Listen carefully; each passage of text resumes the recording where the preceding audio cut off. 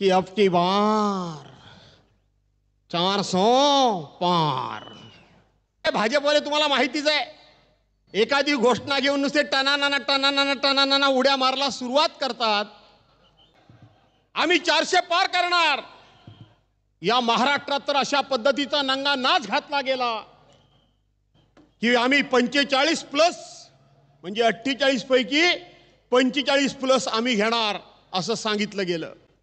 भाजपा बोलायला लागले, त्यांच्या जोडीला मिंदे गेले, ते मिंदे म्हणाले 45 पार। त्याच्यानंतर अजित पवार गेले, तेही म्हणायला लागले 45 पार। आणि सगळे जे काही बोलायला लागले 45 पार 45 पार, त्यावेळेला महाराष्ट्रामधून एकच शेर उभा राहिला। महाराष्ट्रामधून एका वाघाची डरकाळी फुटली, 400 पार नाही, इस बार तुम तडी पार, हे सांगणारे उद्धव बाळासाहेब ठाकरे। जागा आम्ही जिंकू सांगत होते, जाऊन महाराष्ट्राची अवस्था काय ती बघा। पहिल्या टप्प्यातला 5 जागांचं पूर्व विदर्भातलं मतदान झालं। आज माझ्या पक्षानं त्या भागाची जबाबदारी माझ्यावर दिलेली आहे। खरं तर त्या 5ही जागा काँग्रेस लढलं, तिथे आमची रामटेकची जागा निवडून आलेली, ती सुद्धा आम्ही काँग्रेसला दिली।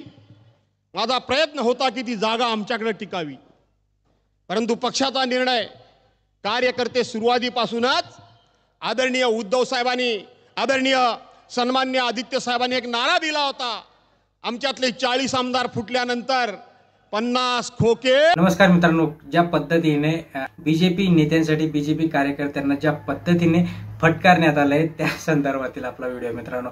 ज्या पद्धतीने उद्धव बाळासाहेब ठाकरे यांनी किंवा त्यांचे महत्त्वाचे नेते त्यांनी ज्या पद्धतीने बीजेपीवर चिखलफेक म्हणण्यापेक्षा सत्य परिस्थिती ग्राउंड लेवलला काय काम चालू आहे, ज्या पद्धतीने तुम्ही म्हणताय की अबकी बार 400 पार चा नारा तुम्ही द्यायचं म्हणताय, बट ज्या पद्धतीने शेतकऱ्यांचे हाल झाले, शेतकऱ्यांना पीक विमा मिळाला नाही, शेतकऱ्यांच्या अकाउंटमध्ये पैसे आले नाही, गरीब विद्यार्थ्यांना ऍडमिशन मिळत नाही, त्यांची फी भरमसाठ वाढवली आहे, महिलांसाठी उपाययोजना नाही आहेत, जीएसटी लावला, छोटमोठे उद्योगधंदे बंद पाडण्यात आले मागच्या 10 वर्षामध्ये। आणि म्हणून तुमच्यासाठी अबकी बार 400 पार नाही तर अबकी बार हा तडीपार असा मेसेज आता संपूर्ण भारतामध्ये पसरत असल्याची चर्चा इथे आहे। आणि ते काही अंशाने जर बघायला गेलं, जर इथिकली बघायला गेलं, ग्राउंड रियालिटी जर बघायला गेलं तर ते सत्य पण आहे। कारण की ज्या पद्धतीने मीडिया जो आहे, मीडिया हा तर त्यांचा जे, आणि मीडिया ज्या पद्धतीने दाखवते की अबकी बार 400 पार किंवा 400च्या वर सीट येतील आणि काँग्रेस किंवा इतर जे काही घटक पक्ष आहेत त्यांच्या अकाउंटला काहीच येणार नाही,